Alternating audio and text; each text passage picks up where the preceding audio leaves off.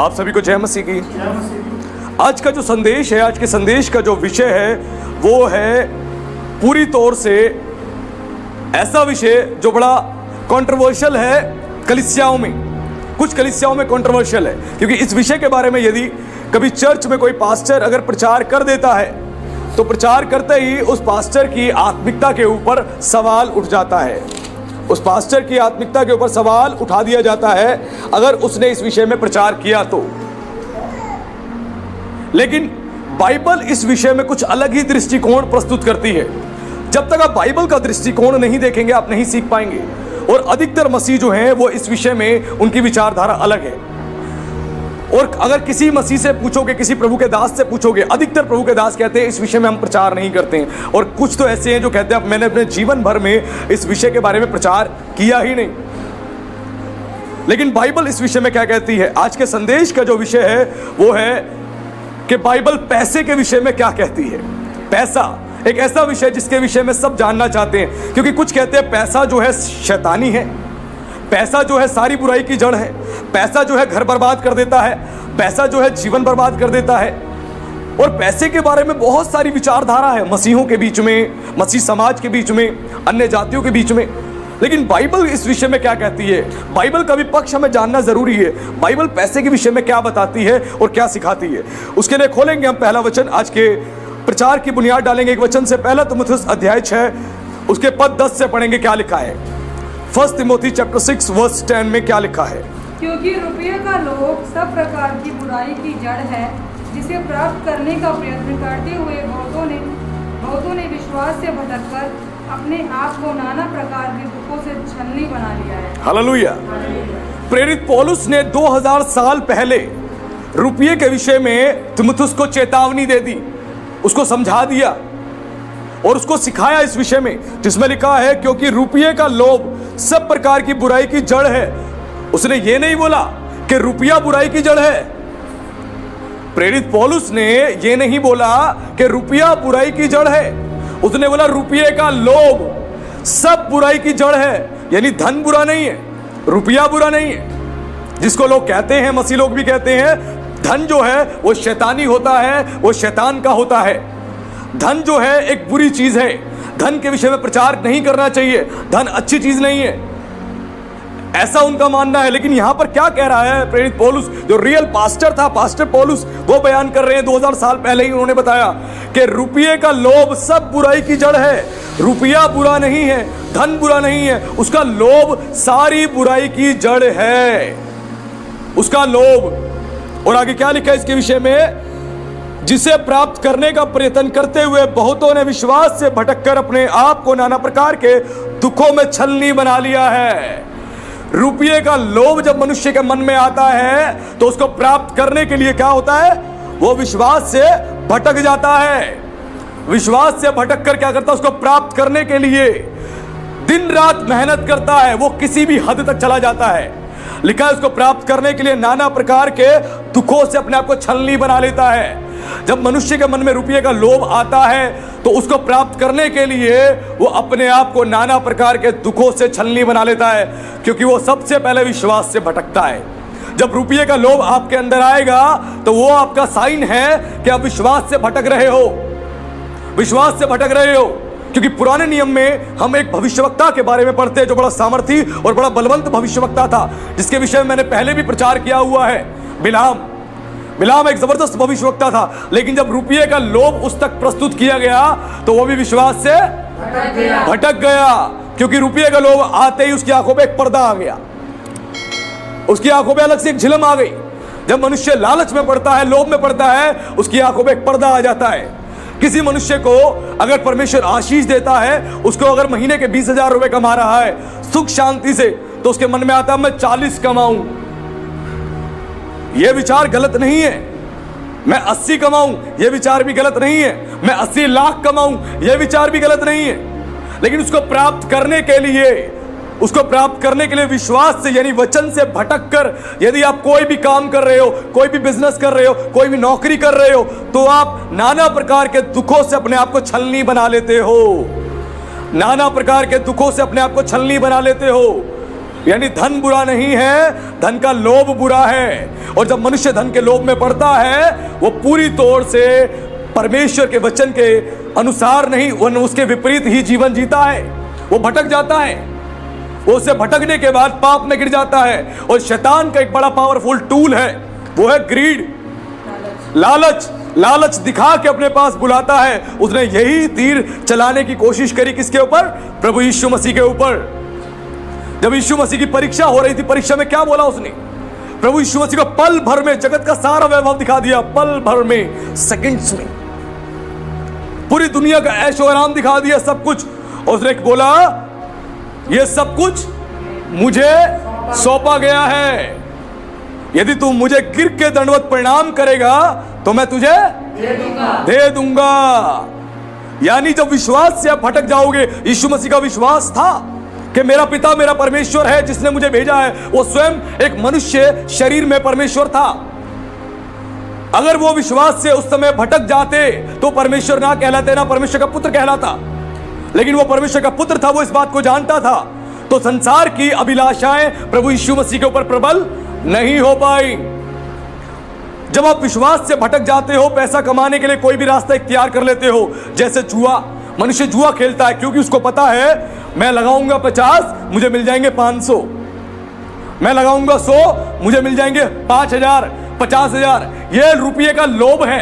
और रुपये के लोभ के चक्कर में विश्वास से वो भटक गया। जब विश्वास से भटक जाता है तो नाना प्रकार के दुखों से, नाना प्रकार के दुख कैसे? घर में अशांति, घर में कलेश, लड़ाई झगड़े, असफलता, परेशानी, दिक्कत, वो बीमारियां, वो सब आ जाती है। उनसे अपने आप को छलनी कर लेता है, क्योंकि रुपये के लोभ से उसने अपने आप को पाप में गिरा दिया।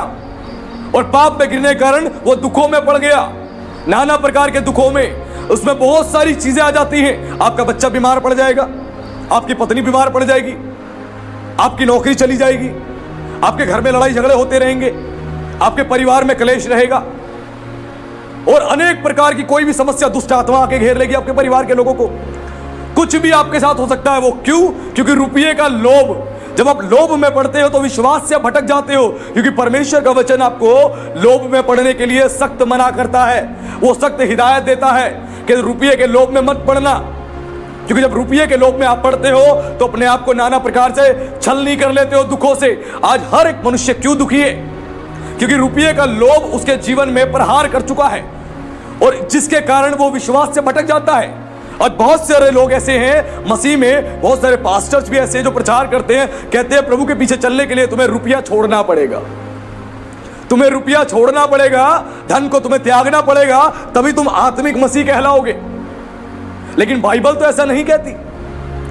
ऐसा वो कहते हैं, लेकिन बाइबल ऐसा कभी नहीं कहती कि तुम्हें धन त्यागना पड़ेगा, धन को छोड़ना पड़ेगा परमेश्वर के पीछे चलने के लिए। पॉल यहां पर क्लियर डायरेक्शन दे रहा है, रुपये का लोभ बुरी चीज है, रुपया बुरी चीज नहीं है। रुपये का लोभ जो है वो मनुष्य उसमें पड़ता है, लोभ में, और नाना प्रकार के दुखों से अपने आप को छलनी बना लेता है। क्योंकि आज पैसा कमाने के लिए मनुष्य उस कितने रुपये के लोभ में पड़ने के कारण महिलाएं अपने शरीर को बेच रही हैं, लोग मर्डर कर रहे हैं, डकैती कर रहे हैं, चोरी कर रहे हैं, और अनेक प्रकार के गंदे गंदे और गलत गलत काम कर रहे हैं, केवल रुपये के लोभ के चक्कर में। क्योंकि लोभ जब उनके जीवन में कब्जा लेता है, वो पूरी तौर से शैतान का आहार बन जाते हैं और पाप में गिर जाते हैं। ये ग्रीड बड़ी खतरनाक चीज है, इससे अपने आप को हमेशा बचा के रखे, क्योंकि रुपये का लोभ आपको विश्वास से भटका देगा, और ऐसा कोई भी मसीह स्वर्ग नहीं जा सकता। उसके बाद एक वचन और पढ़े, क्या लिखा है? क्योंकि इस वचन को जो पढ़ने जा रहे हैं, इसको पढ़ने के बाद आपकी विचारधारा रुपये के प्रति पूरी तौर से बदल जाएगी। उसके लिए खोले प्रकाशित वाक्य अध्याय 5 उसके पद 12 में पढ़े, क्या लिखा है?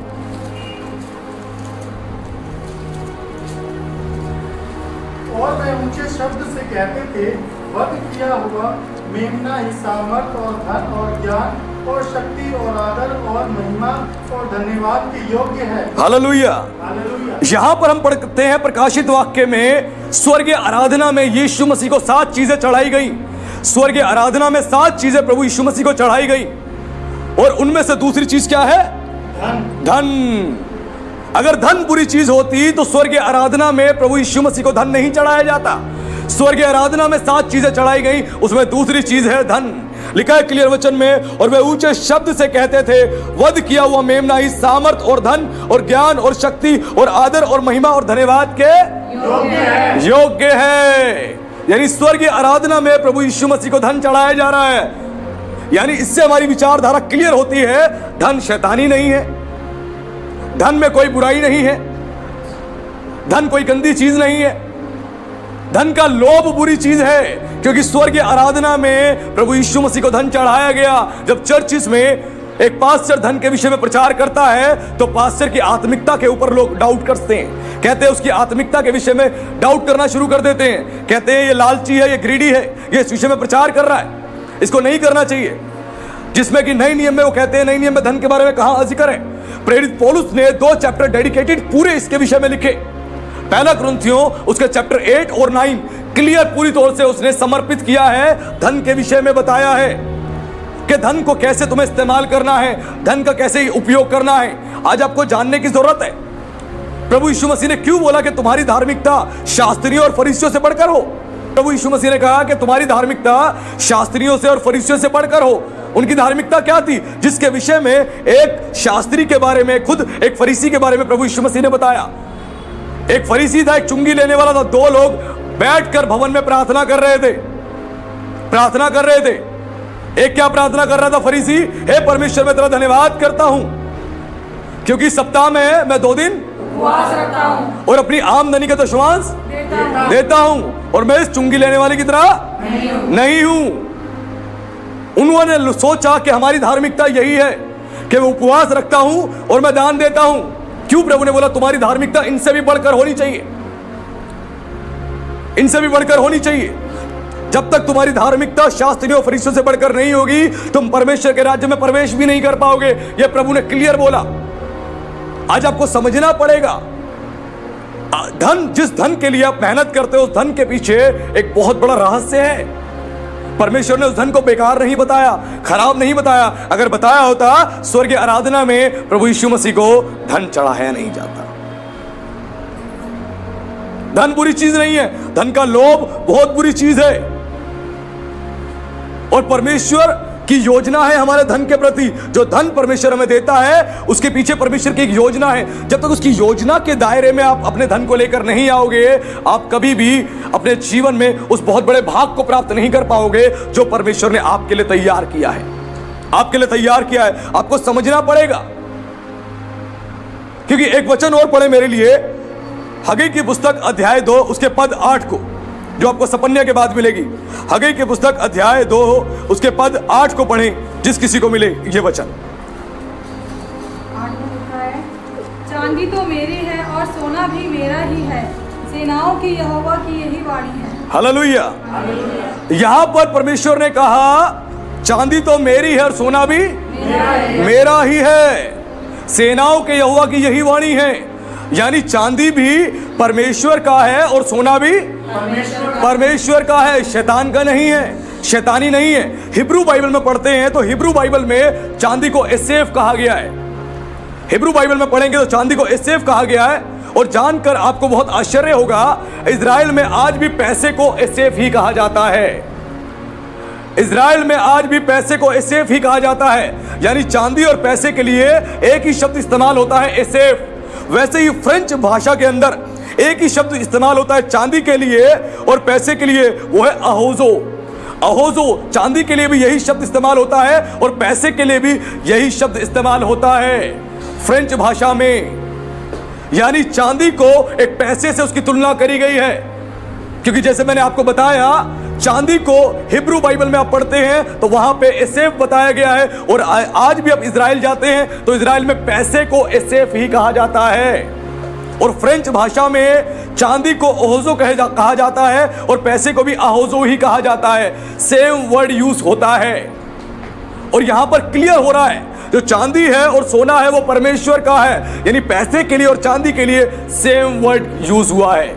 यानी पैसा, चांदी और सोना वो पूरी तौर से परमेश्वर का है, शैतानी नहीं है, वो बुराई की जड़ नहीं है। आज लोग कहते हैं इस पैसे ने मेरे घर को बर्बाद कर दिया, इस पैसे ने मेरे परिवार को बर्बाद कर दिया, इस पैसे ने मेरे जीवन को बर्बाद कर दिया। पैसे ने बर्बाद नहीं किया है, पैसे ने बर्बाद नहीं किया, पैसे के लोभ ने बर्बाद कर दिया है। पैसे का जो लोभ मनुष्य के जीवन में आता है उससे बर्बाद हो जाता है। कितने लोग इस पैसे को कमाने के लिए अपने घर को, जमीन को गिरवी रख देते हैं, लगा देते हैं, लॉटरी में लगा देते हैं, सट्टे में लगा देते हैं, जुए में लगा देते हैं, किस लिए? पैसा और बनाने के लिए, और उसमें वो बर्बाद हो जाते हैं। पैसे का लोभ एक बहुत बुरी चीज है।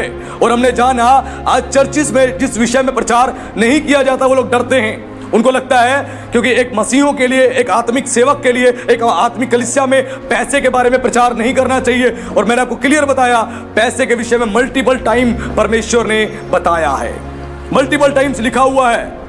आज आपको समझना पड़ेगा पैसा गलत नहीं है। एक मसीह बनने के लिए, प्रभु के पीछे चलने के लिए पैसा त्यागने की जरूरत नहीं है। लोग कहते हैं पैसा त्यागना पड़ेगा आत्मिक बनने के लिए, आत्मिक जीवन जीने के लिए पैसे को आपको छोड़ना पड़ेगा।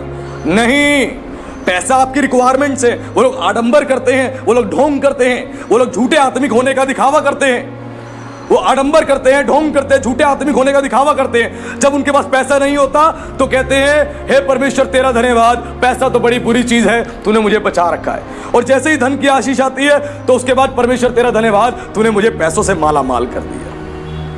ऐसे लोग हैं। जब नहीं होता तो पैसा शैतानी है और बुरा है, प्रभु तूने मुझे बचा रखा है। और जैसे ही पैसा आता है, हे प्रभु तेरा धन्यवाद, तूने मुझे आशीष दे दी। परमेश्वर कभी नहीं कहता आप अपनी आत्महीनता करो, क्योंकि क्लियर वचनों में मना है। पौलुस ने बोला आत्महीनता नहीं करनी है, यानी आपको अपनी लाइफ को जीने के लिए जो रिक्वायरमेंट्स की चीजें हैं, आपको परमेश्वर उसके लिए मना नहीं करता कि तुम्हारे पास गाड़ी ना हो, तुम्हारे पास घर ना हो, तुम्हारे पास अच्छे बच्चे तुम्हारे स्कूल में, अच्छे स्कूल में ना पढ़े, अच्छे कॉलेज में ना पढ़े, तुम अच्छे से अपना ट्रीटमेंट ना करा सको, अच्छे कपड़े ना पहनो। कभी परमेश्वर मना नहीं करता। आप एक अच्छी लाइफ जियो, अच्छी लाइफ जियो, क्योंकि परमेश्वर ने धन की आशीष बाइबल में एक व्यक्ति को अद्भुत रीति से दी। एक व्यक्ति था जिसको परमेश्वर ने दर्शन दिया और पूछा, बता तुझे क्या चाहिए मुझसे। किंग ऑफ सोलोमन, दाऊद का पुत्र सुलेमान। अगर धन बुरी चीज होती तो परमेश्वर नहीं देता। और पूछा परमेश्वर ने, बता तुझे क्या चाहिए। उसने बोला, परमेश्वर मैं तो एक छोटे बालक के समान हूं, तूने मुझे इतना बड़ा राज्य दे दिया है, मैं तेरी प्रजा को कैसे संभालूंगा। मेरे पास वो विवेक नहीं है, वो समझ नहीं है, वो बुद्धि नहीं है। मैं तो भीतर आना और बाहर जाना भी नहीं जानता। मुझे परमेश्वर केवल समझ दे दे तू इस विषय में। तो परमेश्वर बड़ा खुश हुआ। परमेश्वर बड़ा खुश हुआ। परमेश्वर ने कहा, ना तूने धन मांगा मुझसे, ना ऐश्वर्य मांगा, और ना ही अपने शत्रुओं का नाश मांगा। तूने मुझसे समझ मांगी, और परमेश्वर ने उसको बुद्धि भी दी, उसको विवेक भी दिया, यानी बुद्धि भी दी और समझ भी दी साथ में। और परमेश्वर ने एक चीज और दी उसको। क्या था वो? धन और महिमा भी दी उसको परमेश्वर ने।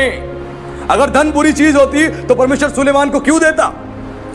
धन बुरी चीज नहीं है, धन का लोभ बुरी चीज है। और नीति वचन में लिखा है, परमेश्वर जो धन देता है उसमें दुख नहीं मिलाता।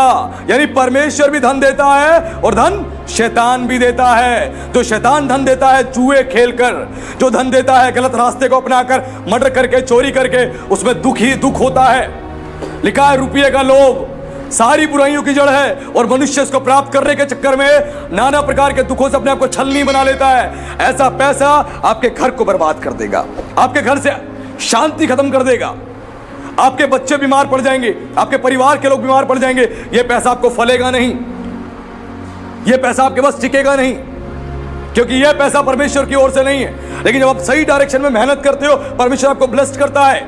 और आपके धन के पीछे 4 चीजें हैं, बहुत महत्वपूर्ण हैं। पहली चीज है समय, दूसरा है आपकी ताकत, और तीसरा है आपकी योग्यता, और चौथा है आपकी विरासत। ये 4 चीजें जो हैं आपके धन के पीछे हैं, क्योंकि जिस नौकरी को आप करते हैं वहां पे अपना समय दे रहे हैं, आप अपनी पूरी योग्यता लगा रहे हैं अपने पैसे को कमाने के लिए, अपनी पूरी ताकत को खर्च कर रहे हैं पैसा कमाने के लिए।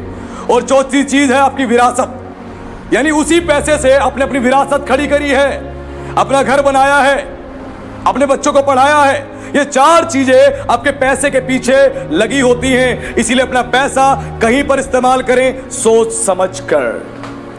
आपके धन के पीछे ये 4 चीजें जुड़ी हुई हैं। जब संसार में आप गंदे कामों के लिए पैसे को इस्तेमाल करते हैं, आप अपनी योग्यता को खत्म करते हैं, अपनी ताकत को खत्म करते हैं, अपने समय को बर्बाद करते हैं, अपनी आप पूरी तौर से जो विरासत है उसको समाप्त करते हैं। जब इस पैसे को गलत जगह आप निवेश करते हैं, गलत जगह आप इस्तेमाल करते हैं, आपकी ये चारों चीजें खत्म होती चली जाती हैं। आपका समय जो आपने दिया वो बर्बाद हो रहा है, आपकी ताकत खत्म हो रही है, आपकी योग्यता खत्म हो रही है, आपकी विरासत भी खत्म हो रही है। ये चारों चीजें आपकी खत्म हो रही है क्योंकि आपके पैसे के पीछे लगी हुई है ये चारों चीजें। आप जो नौकरी कर रहे हो, बिजनेस कर रहे हो, उस पैसे को कमाने के लिए अपना समय दे रहे हो, आप अपनी ताकत को इस्तेमाल कर रहे हो, अपनी योग्यता को इस्तेमाल कर रहे हो, और उससे जो प्राप्त हो रहा है वो विरासत है आपकी। लेकिन जब इस पैसे को गलत जगह इस्तेमाल करते हो तो बर्बाद हो जाता है वो पैसा, वो विरासत, वो सेहत, वो समय, योग्यता सब खत्म हो जाती है क्योंकि आपके धन के पीछे ये चारों चीजें लगी हुई हैं। ध्यान रखें। और परमेश्वर आपके धन के पीछे, परमेश्वर की एक महान योजना है। जब आप अपने धन को परमेश्वर की योजना के दायरे में लेके आते हैं तो अपने जीवन में एक बहुत बड़े भाग को प्राप्त करते हैं, बहुत बड़े भाग को प्राप्त करते हैं। लेकिन जब इस धन को आप परमेश्वर की योजना के बाहर रखते हैं तो कभी भी परमेश्वर से एक बहुत बड़ा भाग प्राप्त नहीं कर सकते, कभी नहीं कर सकते। इसीलिए क्यों बोला प्रभु ने कि जब तू दान करे तो गुप्त में कर, तेरा दायां हाथ करता तेरे बाएं हाथ को पता ना चले। क्योंकि जब तू ऐसा करता है तो परमेश्वर तेरा गुप्त में है, वो तुझे देखता है और तुझे प्रतिफल देगा। इस बात को आपको समझना है। रुपये के बारे में आज आपको अपनी अंडरस्टैंडिंग क्लियर करनी है। पैसा आपकी रिक्वायरमेंट है, प्रभु के पीछे चलने के लिए धन को त्यागने की आवश्यकता नहीं है। लोग कहते हैं कि प्रभु के पीछे चलने के लिए, आत्मिक बनने के लिए पैसे को त्याग दो। आप पैसे को त्याग दो, पैसे को मत अपनाओ, पैसे को हासिल मत करो। बाइबल लेकिन ऐसा कुछ भी नहीं कहती, ये लोगों की विचारधारा है। प्रभु यीशु मसीह ने एक जगह पे जरूर बोला कि तुम धन और परमेश्वर दोनों की सेवा नहीं कर सकते। आप दो मास्टर्स को आप सर्व नहीं कर सकते क्योंकि एक से प्रेम और एक से बैर रखोगे। इसका मतलब परमेश्वर ने बताया जो मेरी सेवा करने वाले लोग हैं, मेरे पीछे चलने वाले लोग हैं, अगर वो धन की सेवा में ही लगे रहेंगे, रात दिन धन की सेवा में ही लगे रहेंगे तो मेरे पीछे वो नहीं चल सकते हैं। क्योंकि वो एक से प्रेम और एक से बैर रखेंगे, यानी उस पैसे से प्रेम कर रहे हैं और मुझसे बैर। प्रभु ने इस विषय में समझाया क्योंकि बहुत क्रिश्चियंस जो हैं अपनी लाइफ को पैसा कमाने के लिए दे दिया है कि सिर्फ पैसा पैसा और पैसा ही मेरी जरूरत है और कुछ भी नहीं है। ऐसा नहीं है। पैसा आपकी रिक्वायरमेंट है, पैसा केवल आपकी रिक्वायरमेंट है और कुछ भी नहीं है। ध्यान रहे, पैसा आपकी जरूरत है, वो जीवन नहीं है। और हमने जाना स्वर्गीय आराधना में प्रभु यीशु मसीह को 7 चीजें चढ़ाई गई, उसमें से दूसरी चीज धन भी है। हालेलुया। यानी धन जो है परमेश्वर की ओर से है। और प्रभु ने बोला सोना भी मेरा, चांदी भी मेरी है। और उसी चांदी को हिब्रू बाइबल में एसेफ बताया गया है और इजराइल में चांदी को और पैसे को दोनों को एसेफ ही कहते हैं। फ्रेंच भाषा में पैसे को और चांदी को अहोजो ही कहते हैं। दोनों का मतलब एक ही है। आज परमेश्वर ने इस विषय में अच्छे से हमें बताया। और प्रेरित पौलुस ने एक जगह पे क्या बोला, उसके लिए खोले प्रेरितों की पुस्तक अध्याय 20 उसके पद 27 को पढ़ें। Book of act chapter 20 verse 27। वहां पे क्या लिखा है? क्योंकि मैं परमेश्वर के सारे अभिप्राय को तुम्हें पूरी रीति से बताने से न झिझका। हालेलुया। यहाँ पर लिखा है क्लियर वचन में, क्योंकि मैं परमेश्वर के सारे अभिप्राय को तुम्हें पूरी रीति से बताने से ना झिझका। प्रेरित पौलुस ने यानी परमेश्वर की मनसा को, परमेश्वर की इच्छा को पैसे के प्रति भी क्या है बताने में नहीं झिझका। उसने हर एक बात खुल के बताई। लेकिन चर्चिज में जो पास्टर्स प्रचार नहीं करते हैं वो नहीं बता रहे हैं परमेश्वर की मनसा को। और बाइबल का पक्ष क्या है पैसे के विषय में। जब तक पैसे के विषय में बाइबल का पक्ष आप नहीं जानोगे, आप पैसे को शैतानी बोलोगे, पैसे को बुरा बोलोगे। आज लोग बोलते हैं पैसा बहुत बुरी चीज है। पैसा बुरी चीज नहीं है, ये संसार की कहावतें हैं, इनके चक्कर में ना पड़े। पैसा एक अच्छी चीज है क्योंकि स्वर्गीय आराधना में प्रभु यीशु मसीह को भी पैसा चढ़ाया गया और परमेश्वर ने इसी धन को सुलेमान को भी दिया। और परमेश्वर ने बोला जो धन मैं देता हूं उसमें दुख नहीं मिलाता हूं। धन परमेश्वर की आशीष है और ये परमेश्वर की ओर से मिलती है। ध्यान रहे। और यहां पौलुस ने खुद बोला कि मैं किसी रीति से नहीं झिझका तुम्हें बताने के लिए परमेश्वर की मनसा को, परमेश्वर की योजना को, परमेश्वर के विचार को, पैसे के प्रति क्या है वो मैं तुम्हें बताने में नहीं झिझका। मैंने सब कुछ तुम्हें पूरी रीति से बताया है। आज वैसे ही हर एक पास्टर को, हर एक अगुए को जरूरी है कि अपने चर्चिज में, अपनी कलीसियाओं में सारी बात बताए, हर विषय में समझाए, हर विषय में ज्ञान दे ताकि उनके लोग सीख सके और जान सके और वो आशीषित हो।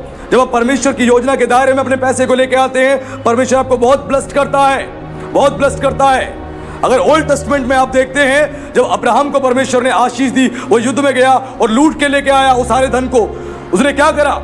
जब उससे मिलने के लिए वहां पर एक महायाजक आया, उसने क्या करा? उसको सारी वस्तुओं का दशमांश दे दिया, सारी वस्तुओं का दशमांश उसे चढ़ा दिया।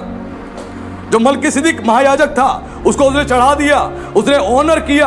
यानी पैसा जो परमेश्वर आपको देता है, जब आप परमेश्वर की योजना के तहत उस पैसे को इस्तेमाल करते हैं, तो आप अपनी ताकत, अपने समय, अपनी योग्यता, अपनी विरासत को जो परमेश्वर ने आपको दी है, आप किसी को सौंप रहे हैं, किसी को दे रहे हैं। इसीलिए सही जगह में और सही डायरेक्शन में अपने पैसे को इस्तेमाल करें, पैसे का निवेश करें। अगर आपने पाप के लिए और गलत कामों के लिए पैसे का इस्तेमाल किया, विश्वास मानो परमेश्वर की आशीष आपके जीवन से समाप्त हो जाएगी, कभी आपके जीवन में नहीं रहेगी। और आज परमेश्वर ने इस वचन से और आज के प्रचार से सिखा दिया पैसे की योग्यता के बारे में, पैसे की क्वालिटी के बारे में, और बाइबल का पक्ष क्या है पैसे के विषय में, वो आज हमने जाना कि पैसा बुरी चीज नहीं है। आप अब बिजनेस करना चाहते हैं, आप करिए। आप जॉब करना चाहते हैं, आप करिए। आप पैसा कमाने के लिए आप जो स्टार्टअप खोलना चाहते हैं, आप करिए। परमेश्वर आपको आशीष देगा। लेकिन रुपये का लोभ बुरी चीज है। यदि जो परमेश्वर आपको आपके बिजनेस में दे रहा है, अच्छा पैसा दे रहा है, आप सेटिस्फाइड हो,